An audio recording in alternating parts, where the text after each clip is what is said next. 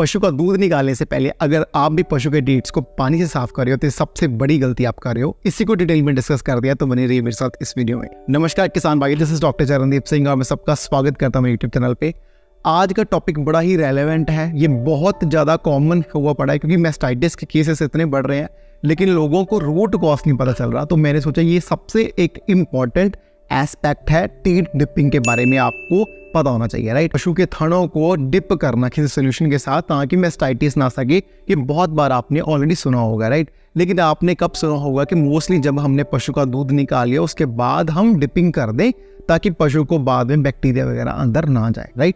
लेकिन इससे ही एक इम्पॉर्टेंट एस्पेक्ट ये भी है कि जब आप पशु का दूध निकालने लगे उससे पहले जो डिपिंग वो भी करनी जरूरी है, जिसको बोलते हैं प्री मिल्क डिपिंग, और जो हम नॉर्मल रेगुलर बेसिस पे करते हैं दूध निकालने के बाद उसको बोलते हैं पोस्ट मिल्क डिपिंग। दोनों की ही बड़ी इंपॉर्टेंस है, तो मैं दोनों को डिस्कस करूंगा। सबसे पहले बात करते हैं प्री डिपिंग के बारे में। पशु को मतलब दूध निकालने से पहले जो डिपिंग करनी है वो इंपॉर्टेंट क्यों है, राइट। अब नॉर्मली फार्मर्स क्या करते हैं, हमारे घर पे भी नॉर्मली जो गाँव में क्या होता है कि जब पशु को दूध निकालने लगते हैं ना तो उसको पानी से प्रॉपरली साफ करते हैं, राइट। पानी का साफ करना कंसेप्ट बड़ा पुराना है लेकिन हमें ठीक भी लग रहा है क्योंकि पानी साफ होता है। लेकिन इसमें सबसे जो ड्रॉबैक वाली बात ये आती है कि नॉर्मली जो पशु की बॉडी होती है ना उसमें एनवायरमेंटल से जो वातावरण से बैक्टीरिया आता है, जैसे स्ट्रेप्टोकोकस हो गया, कोलीफॉर्म बैक्टीरिया हो गया, ये पशु के शरीर पे मौजूद होता है। तो लाजमी सी बात है ये पशु के टीट पे भी जो चड्डा है उस पे भी मौजूद होगा, राइट। अब बात क्या है कि जब हम पानी मारते हैं पशु के टीट्स को कि साफ कर लें उसके बाद हम मिल्किंग स्टार्ट कर लें, जब हम पानी डालते हैं तो जो ओवरऑल बैक्टीरिया पड़ा होता है ना पशु के टीट पे, वो मतलब जब पानी स्प्रिंकल करते हैं वो बैक्टीरिया आके नीचे आ जाता है, टीट की जो टिप पे आ जाता है और टिप के रास्ते से वो अंदर जाना शुरू हो जाता है। तो ये सबसे बड़ा कारण बनता है इन्वायरमेंटल बैक्टीरिया से जो मैस्टाइटिस होने के चांसेस काफ़ी बढ़ते हैं, राइट। तो ये एक इम्पॉर्टेंट एस्पेक्ट है। आपने प्री डिपिंग भी इम्पॉर्टेंट है, किससे करनी कैसे करनी वो आगे हम डिस्कस करेंगे, राइट। सेकंड इंपॉर्टेंट बात करेंगे हम पोस्ट डिपिंग की, मतलब जैसे हमने अब दूध निकाल लिया तो उसके बाद डिपिंग की इंपॉर्टेंस क्यों है। इसमें आपको पता ही है कि जब हम मिल्किंग कर लेते हैं तो उसके 10-15 मिनट तक जो टीट कैनाल होती है जिससे दूध आता है वो खुली रहती है, राइट।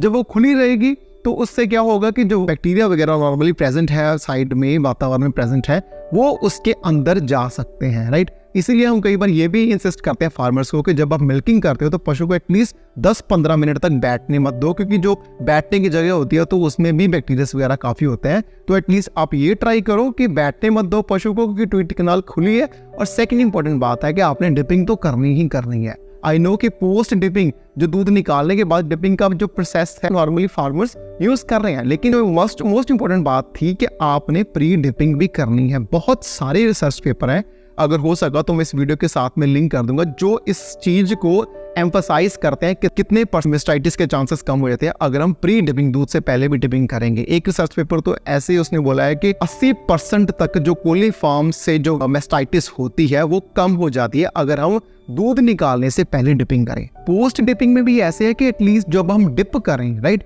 तो डिप में सबसे इंपॉर्टेंट ये बात है कि जो आपका टीट है, जो मतलब पशु का चड्डा है, वो प्रॉपरली सारा ही कवर्ड हो जाए। ये ना हो कि कहीं से मतलब ज्यादा कम हो, प्रॉपरली सारा कवर्ड हो।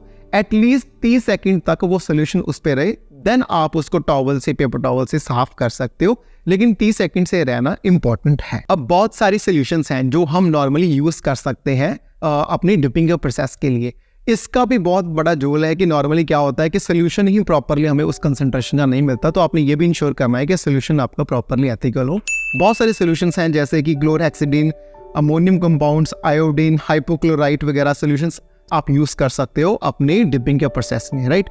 इसमें आयोडीन बेस भी काफी आते हैं, वो भी आप यूज कर सकते हो। नेक्स्ट इंपॉर्टेंट बात है सीजन के हिसाब से डिपिंग, मतलब गर्मियां और सर्दियों के हिसाब से डिपिंग आपने करनी है, वो भी सोल्यूशन आपने अलग अलग चूज करने हैं। अब एक और इंपॉर्टेंट चीज मैंने देखी है कि नॉर्मली फार्मर्स क्या करते हैं, डिपिंग करते हैं, लेकिन उसके बाद पता क्या होता है कि डिपिंग करने के बाद वो सोल्यूशन बड़ा कंसंट्रेटेड यूज करेंगे, हाई लेवल वाले यूज करेंगे, थोड़ी सी कंसंट्रेशन ज्यादा होती है, जिसकी वजह से क्या होता है जो टीट है डिपिंग करने के बाद वो बड़ा मतलब रफ सा हो जाता है, ड्राई हो जाता है, जिसकी वजह से फिर क्या होगा जो टीट का टिश्यू वो खराब हो जाता है, राइट। तो आपने इमोलेंट्स वगैरह साथ में जरूर यूज करने लुब्रिकेशन के लिए, जैसे प्रोपिलीन ग्लाइकोल हो गया, ग्लिसरीन हो गया, सॉल्बिटॉल हो गया, वो भी आपने साथ में यूज करने हैं ताकि जो टीट है उसकी सॉफ्टनेस बनी है। विंटर के हिसाब से, समर सीजन के हिसाब से, विंटर में खास करके टीट्स बड़े रफ से हो जाते हैं, तो उसके हिसाब से आपने इमोलेंट्स जो मतलब लुब्रिकेशन वाले अलग यूज कर रहे हैं। समर्स में नॉर्मली हवा में नमी होती है, तो उस हिसाब में आपने इमोलेंट्स जो लुब्रिकेशन वाले हैं वो कम यूज करने हैं। तो ये वीडियो का एम्फसाइज आप सभी को यही था कि डिपिंग इंपॉर्टेंट है, नो डाउट बहुत सारे फार्मर्स कर भी रहे हैं नॉर्मली। अब मैंने देखा है कि फार्मर्स क्लोरीन वगैरह को काफी यूज कर रहे हैं, लेकिन क्लोरीन वगैरह से भी जो बेहतर सॉल्यूशंस निकल के आ रहे हैं डिपिंग के लिए, आप उनको यूज करो ताकि जो मेन समस्या है फार्मिंग में, जो दूध कम करने के लिए मेन समस्या है, सब क्लिनिकल मैस्टाइटिस हो या क्लिनिकल मैस्टाइटिस हो, वो सबसे ज्यादा जिम्मेवार है। तो अगर इसको हमने दूर कर लिया अपना मैनेजमेंटल तरीकों से, तो बहुत सारा जो फार्म का लॉस हो रहा है वो बचा सकते। तो इसी के साथ मैं आपको मिलूंगा अपने नेक्स्ट वीडियो में। टिल देन अगर आपको कोई क्वेश्चन है या आपका कोई क्वेरी है तो मेरे कमेंट सेक्शन में या मेरे जो हेल्पलाइन नंबर है उस पर आप टेक्स्ट और मेरे को व्हाट्सएप कर सकते हो। तो मैं मिलूंगा आपको अपनी नेक्स्ट वीडियो में। टिल देन नमस्कार।